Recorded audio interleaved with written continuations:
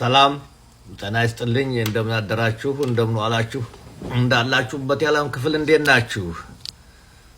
ዛሬ ማወያያችሁ አዲስ ነገር አይደለም፣ ያለፈው ተከታታይ ነው።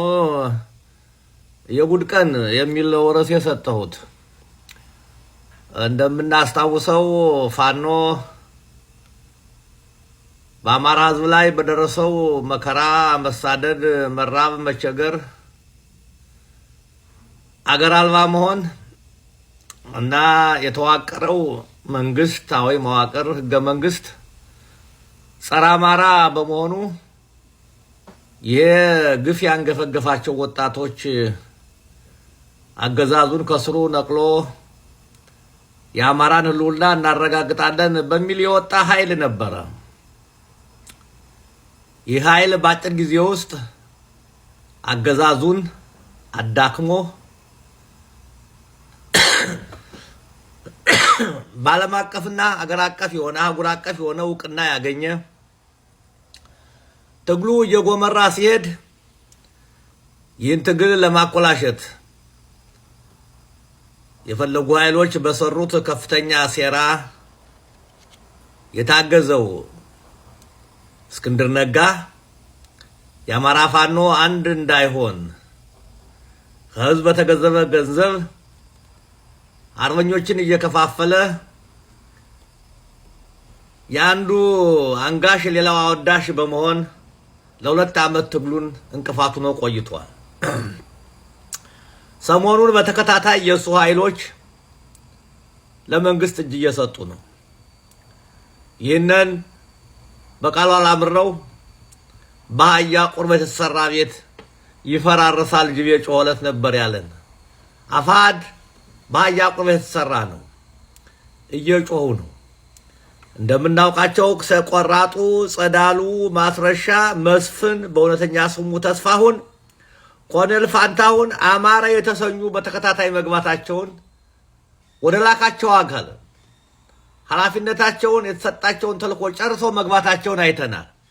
ዛሬ ደግሞ ኢያሱ አባተ የተባለው የጎንደርን ፋኖ ሲያምስ የነበረው የቆየው እጅ ሰጠ። ይሄ የጉድ አገር የሚያሰኝ ነው። ገና ፋንታውን ሲገባም ለናም ይገቡ አሉ ተብለን ነበር። እኔን ሰውዬ ስም እንደው አልጠቀስኩ ነበረ። ብዙም እንደ በትግሉ ውስጥ ያለው ሚና አላውቅም፣ ግን ተማረ ነኝ ይባላል። ጌታ ነው የሚነገርለት። አሁን እንግዲህ ማን ቀረ? ጌታ አስራዳ ነው እዚያ ላይ ያቀረ። የሰውዬ ዛሬ እጁን ሰጠ፣ ኢያሱ አባተ።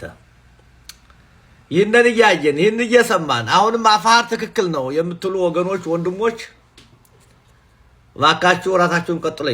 አማራ የሆናችሁ ማለት ነው። ነገሩ ያልገባችሁ ማለት ነው። ነገሩ ገብቷችሁ ለሆዱ ያደረውን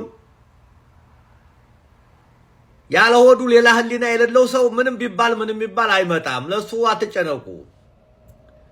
መጨነቅ ያለብን በእውነት መተው በሐቅ ቁመው ግን መንገዱ ጠፍቷቸው ወይም በሆኑ ኃይሎች ተጠርንፈው የተቸገሩት ሰው ያለው አሁን መልእክት የምናስተላልፈው። ስለዚህ አሁን አፋድ ብቻውን ቀረ፣ ሌላ ማንም አይቀርም። አሁን የቀሩት ትናንትና ብሩን ላክልን እናፈርሳቸዋለን የሚሉትም ዛሬ ይገባሉ። እና ይህን መልእክት የምታዳምጥ አማራ ይሆንክ አንድነትን መሰርታለን ከአፋሃድ ጋር እያሉ የሚሉ ሰዎች ከማን ጋር ነው አንድነት የሚመሰረተው? እነማን ናቸው? ገብተው አለቁ እኮ እነሱ። ይሆናል ወይ? አንድነት ካልክ ራስህ አፋሃድ ራስህ ነው ውጣ፣ የራስህ መዋቅር ስራ። በማዕከልህ ያሉት ካሉ አሻንክላዎች ካሉ እነሱን ለህዝብ ስጣቸው፣ አጋልጣቸው። ይህንን በደንብ አይተን አመጥረን እስካልሰራን ድረስ የአማራ ትግል የበለል ይሆናል። እነዚህ ገና በሞቅ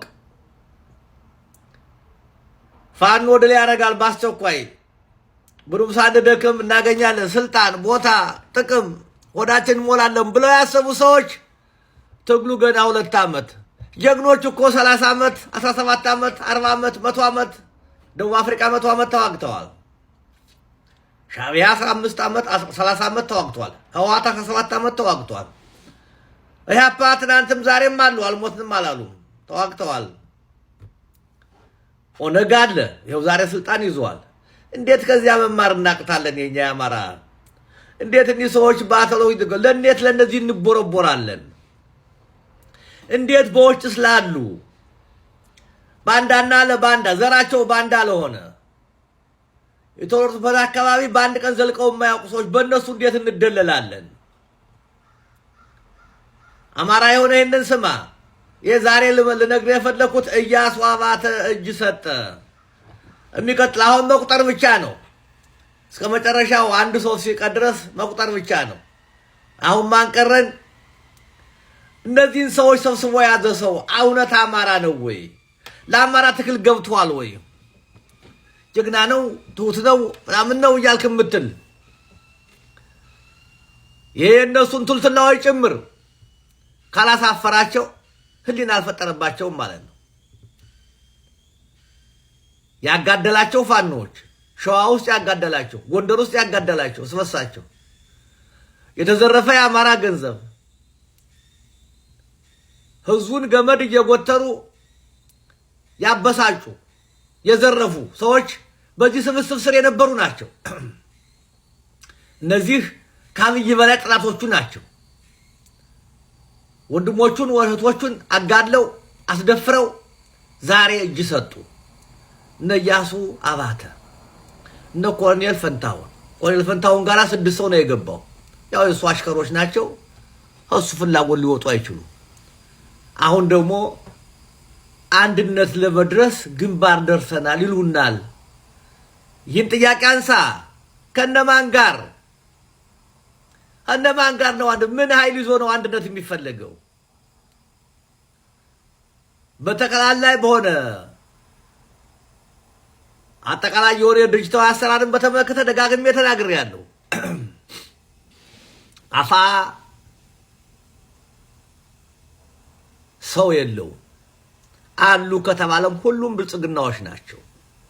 የጸረ አማራው ጋሻ ጃግሬዎች የአማራ መፍለጫና መቁረጫ እጀታ ሆነው ነው ያየናቸው። እና ዛሬ ትኩሱ ዜና ዛሬ ለየትኛውም የብዙሃን መገናኛ ትኩስ ዜና የሚሆነው ኢያሱ አባተ እጅ ሰጠ ነው። ይህንን አውቁት። ፈቀደ ተራ በተራ የወያኔ ፕሮፓጋንዳ ሜሽን ምንጭ እንዳያጣ በየቀኑ ትኩስ አንዴ ቢገቡ የአንድ ቀን የ2 ቀን የ3 ቀን ነው የሚቀረው። እዚያው ላይ ይረሳሉ። አሁን እንግዲህ ማስረሻ የነቆራጡ የነጸዳሉ እና የነመስፍን በማስረሻ ሰጤ ተሻረ ረሳ ነው። ወደ ማስረሻ ሰጤ መጣ። የማስረሻ ሰጤን ደግሞ በማንሻር ነው በፋንታውን ገባ። ይሄን ያልገባ ጀግና ነው አለ። አሁን ደግሞ የፋንታውን በማን ይሻራል? በኢያሱ። የኢያሱ መሻሪያው ማን ይሆን? መከታው ይሆን? ጌታ አስራደ ይሆን? ራሱ እስክንድር ይሆን? ወይም ደረጀ በላይ ይሆን? አናውቅም። ግን ከነዚህ አንዱ አሁን ደግሞ ይገባል። 2 ቀን በ3 ቀን ውስጥ ገባ እንባላለን። እና ይህንን እያየን ከአፋድ ጋር አንድነት እናደርግ። ስሙን እንኳን መጠየፍ መቻል አለብን።